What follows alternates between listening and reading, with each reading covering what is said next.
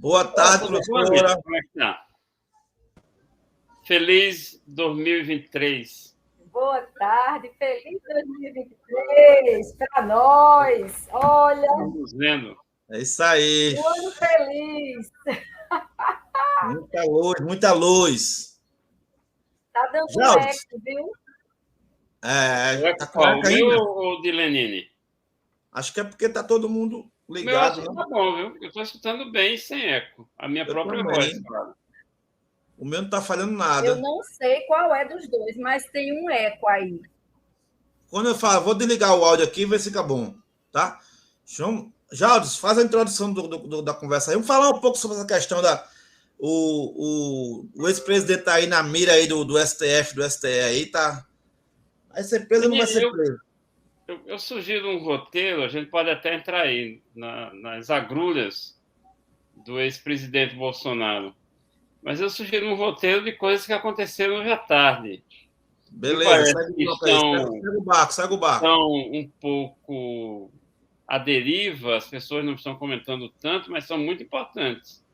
Eu estou falando aqui da reunião do presidente Lula com as centrais sindicais, foi agora há pouco em Brasília, e eu acho que isso tem repercussões em relação ao futuro do governo, em relação ao futuro do movimento sindical, em relação aos trabalhadores, inclusive os trabalhadores de aplicativo. Esse é um tema importante, porque, veja bem, nós tivemos nesses 18 dias, não é? Parece que são 18 meses, mas são 18 dias, 3 acontecimentos muito importantes.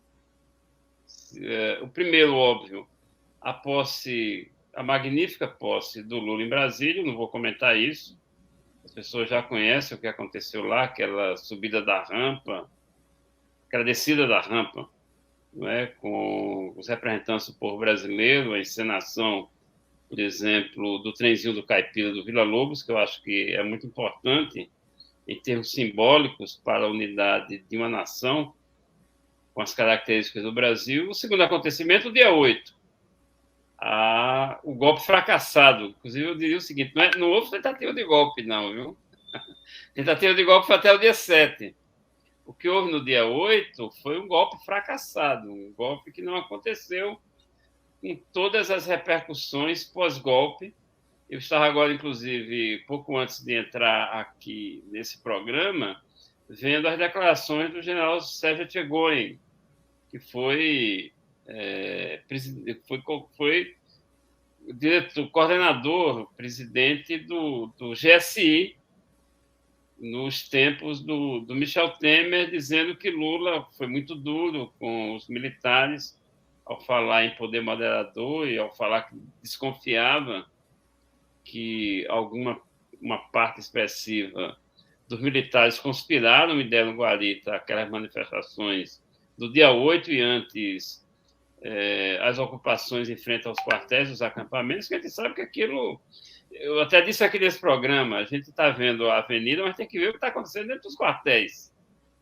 Eu também não vou entrar em detalhes sobre isso, porque, inclusive, são coisas que vão se projetar para além. Nós vamos tratar desses temas, certamente, em muitos momentos desse ano. E novas crises vão de vir. Não estou sendo aqui sendo pitoniza, mas novas crises vão de vir.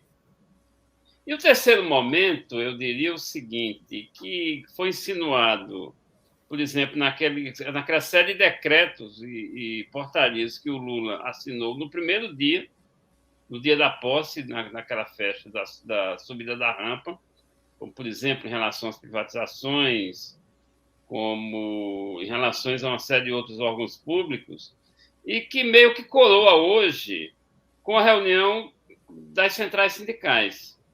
Eu acho que essas reuniões precisam ser muito bem analisadas. Às vezes a gente tem uma certa superficialidade na análise dessas reuniões. Primeiro, porque ela significa uma certa possibilidade de retomada, é importante dizer isso, dos trabalhadores na cena política. Porque se nós percebermos a campanha eleitoral do ano passado, os trabalhadores foram residuais na cena política. houve uma reunião importante do meados do ano entre Lula e as centrais sindicais que estavam hoje no Palácio do Planalto. Houve um comício fraco em São Paulo, organizado pelas centrais sindicais, e o fato é o seguinte: o debate sobre o trabalho não deu tom na campanha eleitoral de 22. Outros temas se sobrepujaram, e o Bolsonaro, a gente lembra, ele conseguiu, durante quase toda a campanha, pautar a campanha do ano passado. Por isso que ele teve uma votação tão expressiva.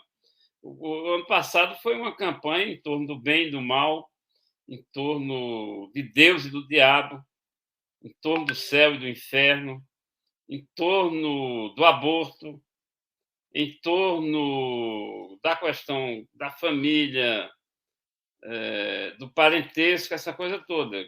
Isso foi, digamos assim, o feijão com arroz da campanha do ano passado. O trabalho, claro que houve uma discussão sobre o trabalho, mas foi uma discussão residual. E se nós pensarmos que o trabalho mudou muito nos últimos anos no Brasil, principalmente a partir do governo Temer e da reforma trabalhista, que, veja bem, alterou 132 artigos da CLT, a reforma de Temer, a reforma trabalhista. E a gente sabe que, por exemplo, alterou o funcionamento da Justiça do Trabalho, que era um até aquele momento e outro a partir daí. Hoje os trabalhadores praticamente desistiram de litígios na Justiça do Trabalho, porque já sabem que é uma luta inglória e certamente serão fadados à derrota. Nós tivemos a instauração definitiva, sob o abrigo da lei, de formas que sempre estiveram, de formas de exploração do trabalho, que sempre estiveram presentes na sociedade brasileira, que foram todas meio que abrigadas sob essa figura do trabalho intermitente. Então, o trabalho, a questão dos trabalhadores, a questão dos sindicatos é uma questão muito importante. Eu diria que nós deveríamos tratar mais dela. É claro que os sindicatos estão em crise já há muitos anos. Crise de participação, crise de perspectiva, de horizonte político, crise estrutural, que diz respeito, digamos assim, às formas de organização do trabalho na sociedade brasileira, mas na sociedade contemporânea.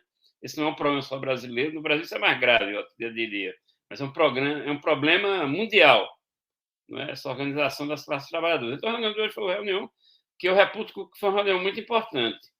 No primeiro governo Lula, e aqui é o meu marco, tudo isso aqui foi introdução, viu? Não sei se eu estou demorando muito, mas o meu marco começa agora. No primeiro governo Lula, e esse é um marco analítico importante, nós tivemos em 2006, ali no começo de 2006, um acontecimento muito importante. Eu diria que é o último acontecimento de real importância no movimento sindical brasileiro, foi começo de 2006, ainda no primeiro governo Lula, que era candidato, né, naquele período à reeleição contra o atual vice-presidente Geraldo Alckmin. O que aconteceu ali? O Lula reuniu as centrais sindicais e acordou, no âmbito de uma reforma trabalhista que não houve, que foi uma pauta que começou a circular no Congresso e no Conselhão do Lula. O Conselhão é aquela reunião de sociedade civil que reúne empresários, intelectuais, trabalhadores e tudo mais, que o Lula instaurou em 2003. Havia a ideia da reforma não trabalhista. Se falar naquele tempo em reforma sindical. A reforma sindical não houve, mas houve um acordo com as centrais sindicais de 2006 com 2 itens, principalmente.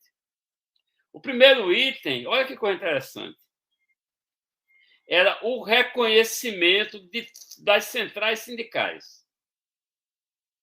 As centrais sindicais elas começaram a se formar ali no fim da ditadura, entre 82 e 86, mas elas não eram reconhecidas até 2006. Foi interessante, né? As centrais sindicais só foram reconhecidas por lei no Brasil em 2006, no primeiro governo Lula.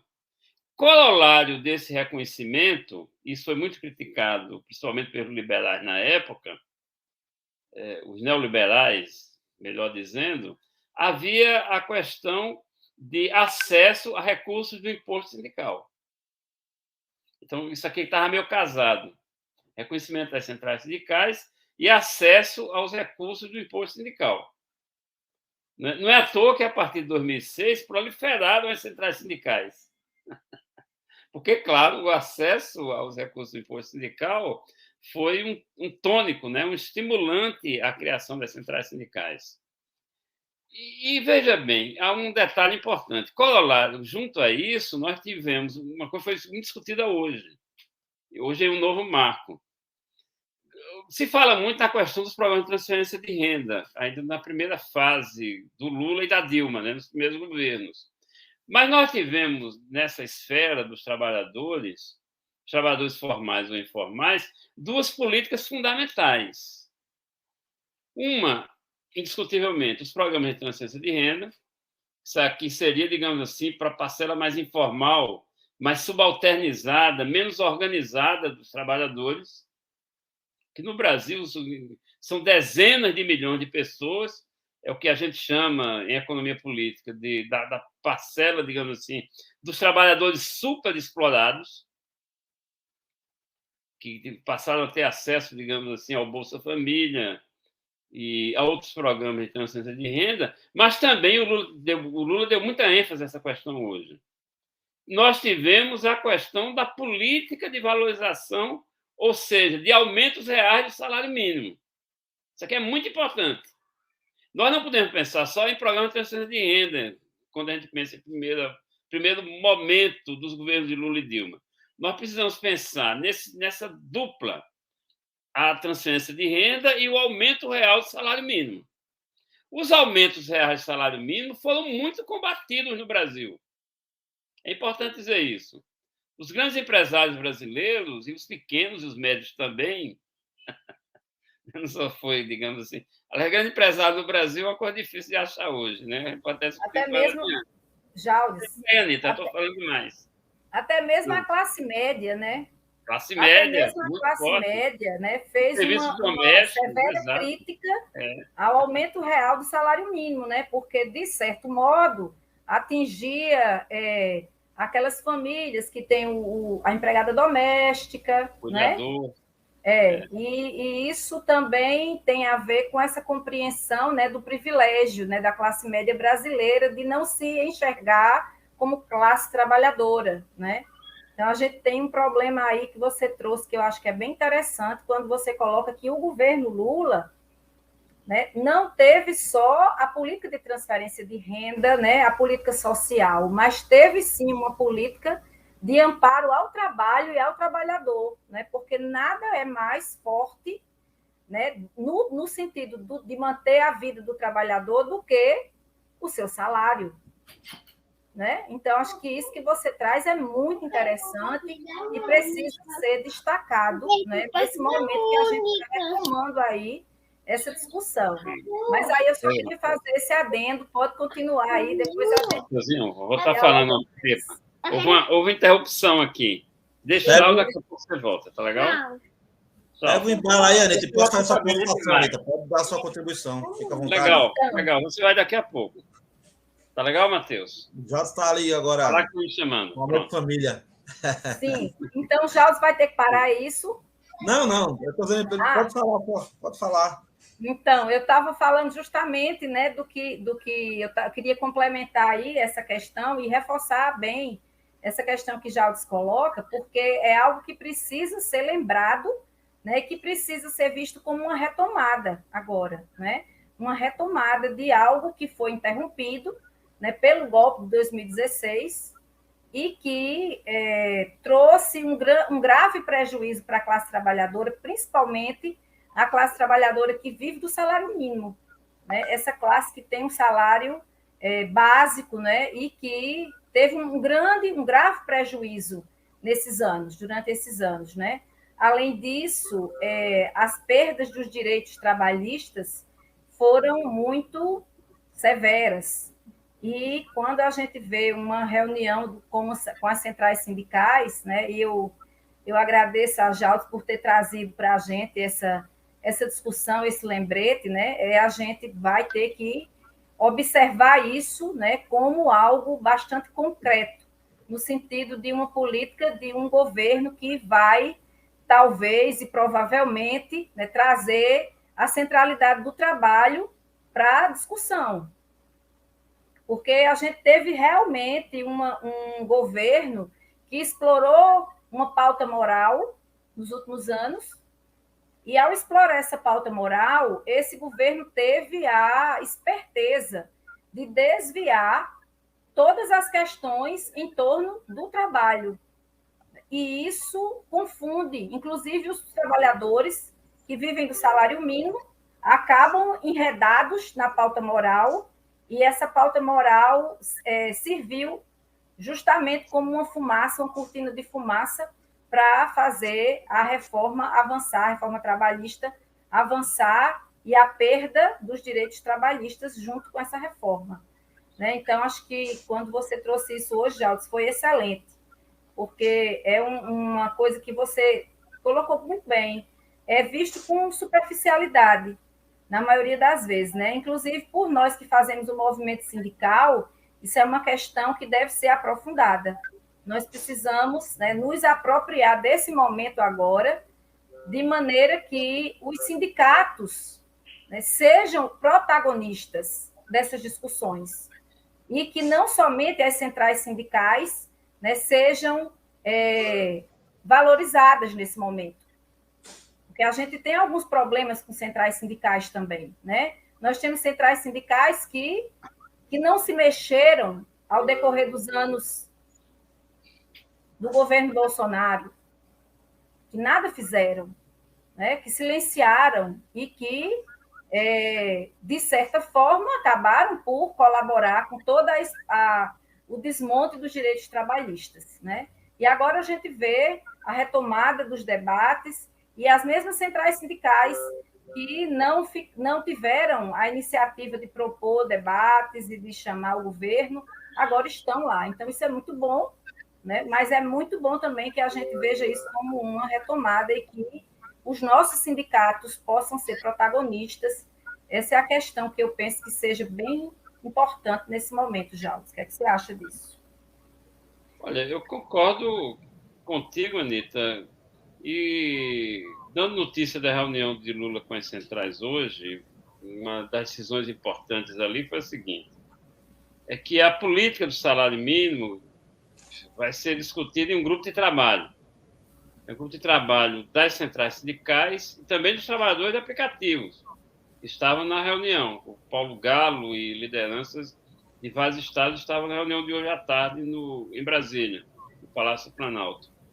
E a política do salário mínimo em ou seja, 45 dias, mais 45 dias, ou seja, em torno de 90 dias, algo aí por volta de maio, o governo deve estar definindo a nova política de salário mínimo, que eu acho que não vai ser algo muito diferente da política anterior, que era, aliás, o Lula insinuou no discurso dele hoje algo nesse sentido, que era, para os que não lembram, né, o aumento real do salário mínimo era o PIB do ano, né, como aumento e inflação. A inflação e o plus seria, digamos assim, o PIB do ano. Se o PIB fosse negativo, a política seria da inflação. Então, não teríamos o aumento real, mas teríamos, digamos assim, a equivalência do salário mínimo com a inflação. Isso tem incidência não só no salário mínimo, tem incidência nas aposentadorias, no INSS, isso tem incidência no próprio trabalho informal. Ou seja, essa política do salário mínimo, ela aumenta, digamos assim, ela nivela o patamar de distribuição do salário na sociedade brasileira, de distribuição dos lucros, né? Do montante, digamos assim, do valor que é produzido na sociedade brasileira. Isso é muito importante. Então, lá por maio, eu tenho a impressão, eu posso até, digamos assim, antever, meio que perspectivar duas coisas aqui, meio que foi insinuado na reunião de hoje. Duas boas, em tese, boas notícias. Primeiro, é a política real do salário mínimo. E segundo, a mudança nas alíquotas de imposto de renda, que foram tão criticadas na internet, né, no Twitter, nos últimos 8 dias, que me parece que o Lula está decidido a isentar de imposto de renda mediante uma reforma tributária, ou seja, isso vai ser uma das batalhas da reforma tributária, né? Isenção a quem tem uma renda até R$ 5.000 mensais, isenção do imposto de renda, mas mediante a tributação dos estratos mais altos da alíquota. Né? Porque no Brasil é 23 mil reais, o que é muito baixo. Em relação, os mais ricos praticamente não são tributados no Brasil. Tanto que o QP fogem, né, exportam a uma evasão de capitais no Brasil, isso aí o Paulo Guedes fazia isso, né? O presidente do Banco Central tem dinheiro em paraísos fiscais. Mas não só isso. Né? Oi, diga. Eu poderia ficar escutando você, Anitta, aqui a tarde todinha, mas a gente tem uma grada aqui ainda. Vamos. Você eu já estou falando muito. A última fala dela também. Devagando um pouco para fechar aqui a minha participação. É o seguinte. Beleza. Eu podia dar muitos exemplos, mostrar com muitas coisas. Qual a questão? A questão é o seguinte. A Dilma caiu, a minha questão política é essa. Esse razoado todo é para chegar aqui. Qual o impasse, qual o dilema que isso pode se apresentar? A Dilma caiu, nós não nos enganemos. Claro que houve uma série de motivos, mas principalmente em função da política de aumento real do salário mínimo e algumas defesas, não digo nem direitos, algumas defesas que os trabalhadores estabeleceram naquele período. Algumas defesas de sua renda, alguma defesa dos seus salários. Ou seja, essa questão novamente vai se apresentar. Claro, mas aqui eu não estou sendo pessimista, nem dizendo que vai se apresentar do mesmo jeito. Eu estou dizendo o seguinte, vai se apresentar, claro, em uma nova configuração política. Mas eu diria também que a sustentabilidade de um governo Lula ou outros governos progressistas no futuro só acontecerão se nós modificarmos a situação do trabalho no Brasil. Esse é o paradoxo. Tem um paradoxo aí.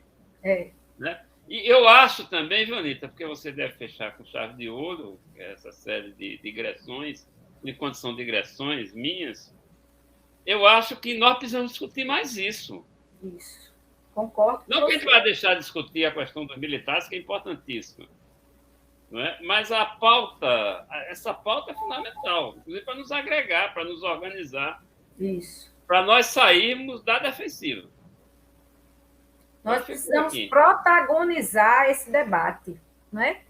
É um desafio grande no contexto atual a gente assumir esse debate de forma propositiva e, ao mesmo tempo, no sentido de defender o governo, né, que politicamente nos reconhece enquanto contribuintes da sociedade. Porque nós tivemos um governo que nos colocou o tempo inteiro como parasitas, né? Servidor público, parasita. Trabalhador de salário mínimo para morrer de fome. Então, a gente teve realmente aí um período de muita hostilização do trabalho, do trabalhador, e agora a gente precisa reconhecer os desafios do novo governo, os paradoxos que certamente irão acompanhar essa evolução, né? E nos mantermos em estado de alerta, tanto para a gente se organizar melhor, quanto para a gente dar o suporte político que esse governo vai precisar. Porque certamente todas essas questões virão à tona novamente. A gente sabe que o nosso país ele tem uma cultura, né, baseada no escravismo. Então, é de uma forma muito naturalizada o trabalhador não perceber o salário que seja suficiente para suas necessidades básicas no Brasil.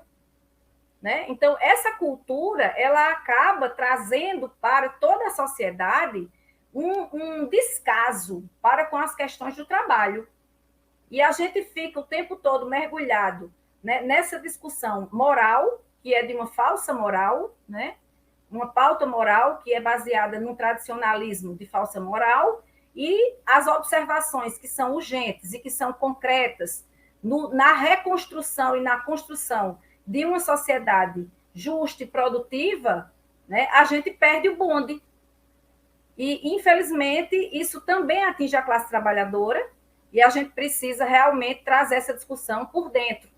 Eu acredito, Jaldes, que a gente vai precisar muito da sua contribuição para a gente entrar nesse debate, né, de forma muito mais segura, muito mais produtiva mesmo, né? O debate precisa ser produtivo, porque também tem aquelas questões que a gente sabe que não vai dar para resolver tudo de uma vez, mas a gente precisa ir caminhando, né, de modo que a gente nem pare e nem retroceda. Retroceder, acredito que não iremos, né? Nós já vivemos muitos retrocessos nos últimos 4 anos, mas a gente está tendo aí alguns indícios, né, indicativos fortes, né, de que as coisas estão realmente caminhando para uma melhor compreensão do trabalhador e do trabalho, né? O ministro da Educação, Camilo Santana, já publicou, né, o aumento do piso do professor da educação básica.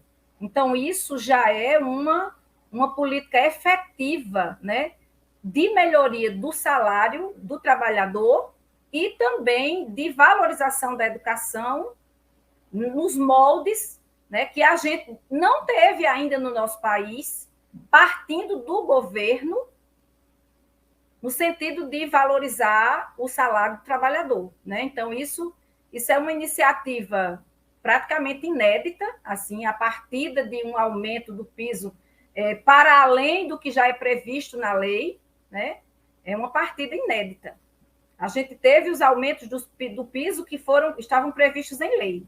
E agora a gente está tendo aí um plus, né, que realmente vai fazer bastante diferença para os professores que estão atuando na educação básica.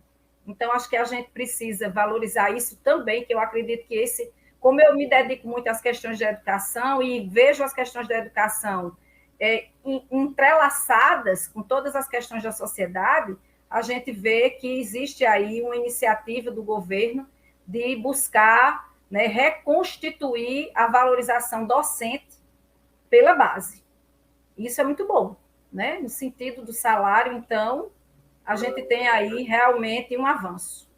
Então, acho que é isso, Jaldes, eu teria mais algumas questões para colocar aqui, muito brevemente, para concluir, em relação ao Ministério das Mulheres, né, e as providências que já foram tomadas pelo governo no sentido de retomar o respeito aos direitos das mulheres na nossa sociedade brasileira, que a gente estava vivendo um momento, né, e um momento bastante prolongado, assim, de 6 anos, né, de desativação das políticas de defesa da vida das mulheres, desativação das políticas que promoviam o enfrentamento à violência contra as mulheres. A gente teve aí ano de 2019, ano de 2020, em que não foi gasto um só centavo do orçamento para combater a violência contra as mulheres.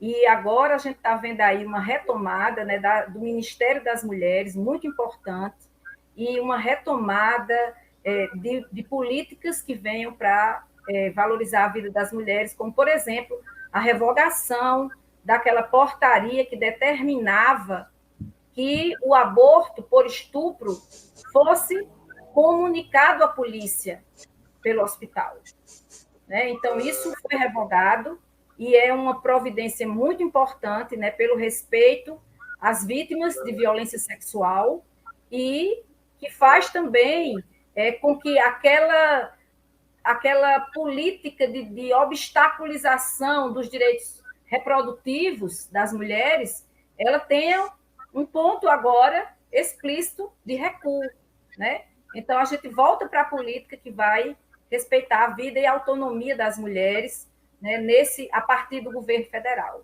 Isso é muito importante e isso nos anima para continuar a nossa luta, né, pela vida das mulheres e pela vida das trabalhadoras e dos trabalhadores. Lembrando que toda vez que o salário mínimo é valorizado, né, as mulheres são as mais beneficiadas, porque são as mulheres que ocupam os postos que são menos valorizados em termos de remuneração também.